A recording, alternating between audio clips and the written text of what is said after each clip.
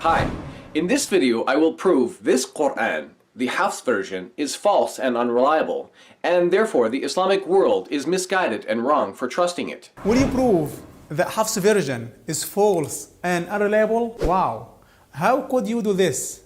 Let us see. Muhammad is quoted saying, "Whoever reads Quran and learns it by heart, he will be granted intercession for 10 of his family for whom hell was due." Now let's look at the comments below this hadith. We'll see there is a serious problem here. Its chain of narration is graded as da'if jiddan, or very weak.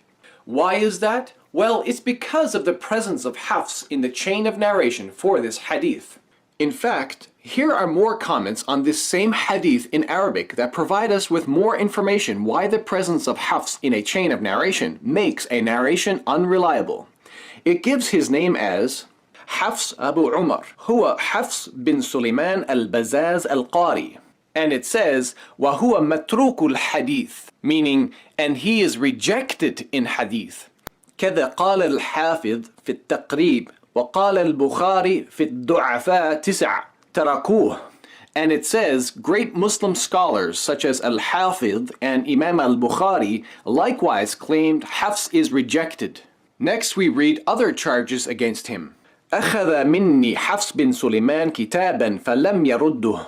And notice here, وكان يأخذ كتب الناس فينسخها, which means Hafs used to take books from people and copy them and not return them.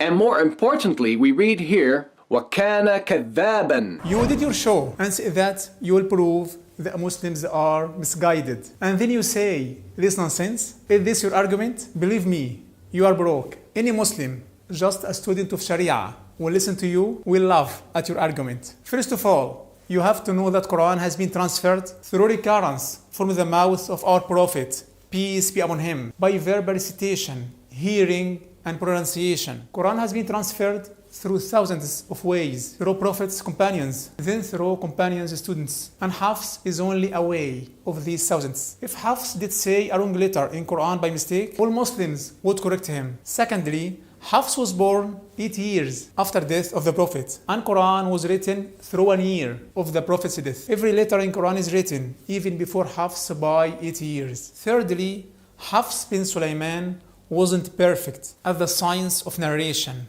of prophetic tradition, hadith, because all his time was consumed in reading and making others read Quran. So he isn't reliable in narrating a hadith. This is obvious and normal, as man could spend all his time in one field of knowledge, then he participates in different fields. So he becomes perfect in the first, unlike everyone else in the second. And this is one of his specialties at the first Islamic century. Those who specialized and worked all the time in Quran's moods of recitation, qira'at, they didn't go to the prophetic hadith studies, because the prophetic hadith studies needs the entire age for the verification of men and their defects, and memorizing hundreds of thousands of hadith texts. So it is obvious that Hafs isn't perfect in the prophetic hadith, but at the same time he was outstanding scholar in Quran's modes of recitation. The prominent scholar of the prophetic hadith, Ibn Hajar, said that Hafs not acted upon in hadith, but he is one of the best scholars in Quran's modes of recitation. These words of Ibn Hajar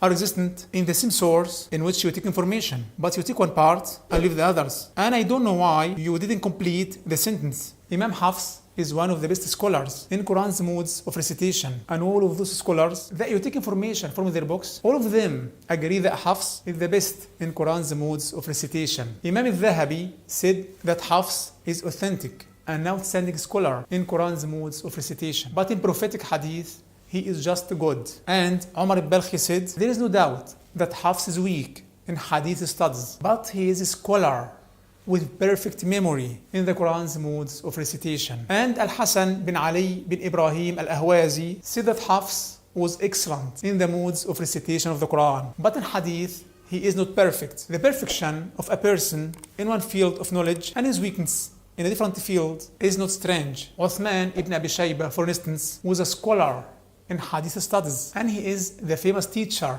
of Al-Bukhari, but he is very weak in moods of recitation of the Quran. The scholar Al-A'mash was also leading in Hadith studies, but he was weak in moods of recitation of the Quran. So scholars could care about a branch of knowledge and spend much time and effort in this knowledge. Meanwhile, they give less care for a different field of knowledge. Many leading scholars in the moods of recitation of the Quran in astonishing perfection were at the same time weak in Hadith studies and can't precise one narration of Hadith.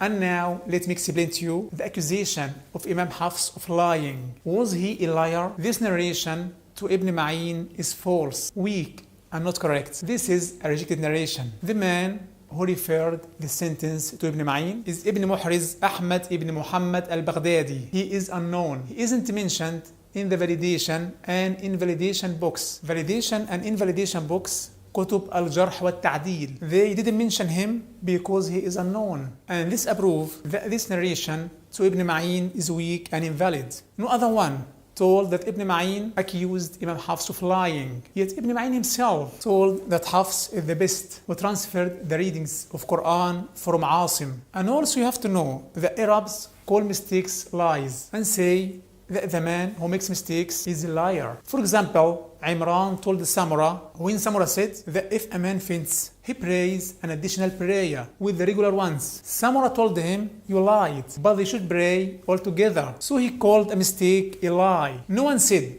that Hafs was a liar. Otherwise, if he lied on time, all could tell about him. And everyone will know that. In a nutshell, number one, Quran is transferred through recurrence from the mouth of our Prophet, peace be upon him, to hundreds of thousands of Muslims who will memorize every letter within every mood of recitation.